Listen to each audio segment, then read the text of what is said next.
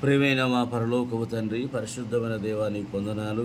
ఉదయకాల సమయంలో మీరు సజీలు ఉంచినారు, స్తోత్రాలు. ఎడార్ల సెలయేర్ల ద్వారా మే 7వ తేదీ నాడు మా అందరితో మాట్లాడమని యేసునామమున ప్రార్థించి వేడుచున్నాము తండ్రి.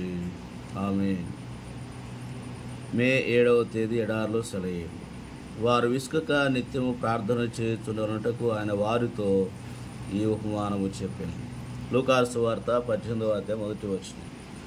విసుగు పుట్టి ప్రార్థన చేయటం మానుకోవడం అనేది క్రైస్తవ జీవితంలో అన్నిటికంటే అతి భయంకరమైన శోధన.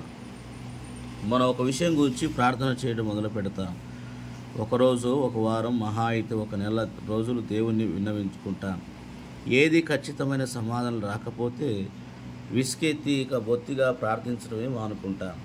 ఇది చాలా ప్రమాదకరమైన పొరపాటు. ఇది ఆరంభ శూరత్వం. కనిపించిన ప్రతి పనిని మొదలుపెట్టి ఏది పూర్తి చేయని పరిస్థితి. ఇది జీవితం నాశనం కావటానికి హేతువు. కార్యాన్ని మొదలుపెట్టి పూర్తి చేయకుండా వదిలేసే పద్ధతిని అలవాటు చేసుకున్న వ్యక్తి పరాజయాలను అలవాటు చేసుకున్నాడన్న మాట.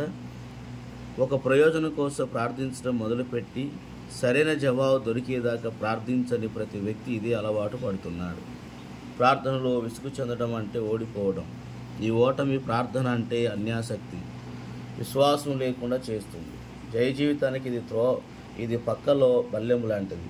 అయితే కొందరు అడుగుతారు, ఎంతకాలం ప్రార్థన చేయాలి? కొంతకాలం చేసాక దేవుడి చేతిలో ఆ విషయాన్ని వదిలి ఆయనకు మొరపెట్టడం మానేయాలి కదా.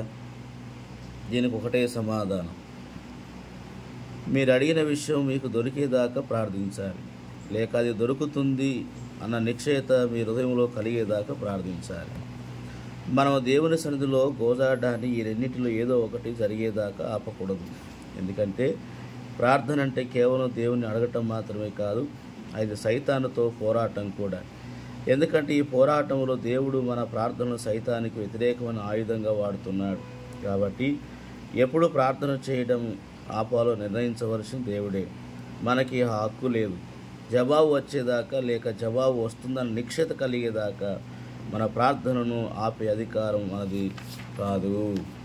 మొదటి సందర్భాల్లో అయితే సమాధానం మన కంటికి కనిపించింది కనుక ప్రార్థించడం మానేస్తాం.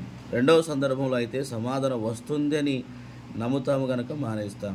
ఎందుకంటే మన హృదయంలోని నమ్మకం మన కంటికి కనిపించే దృశ్యాల వంటిది. ఎందుకంటే ఈ నమ్మకం దేవుని వలన కలిగిన నమ్మకం.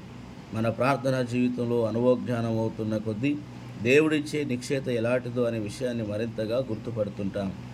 ఆ నిశ్చయతను ఆధారం చేసుకుని ఎప్పుడు నిశ్చితంగా ఉండవచ్చు, లేక ఎలాంటి పరిస్థితుల్లో మన ప్రార్థన కొనసాగించాలనే సంగతి మనకు అర్థమవుతుంది.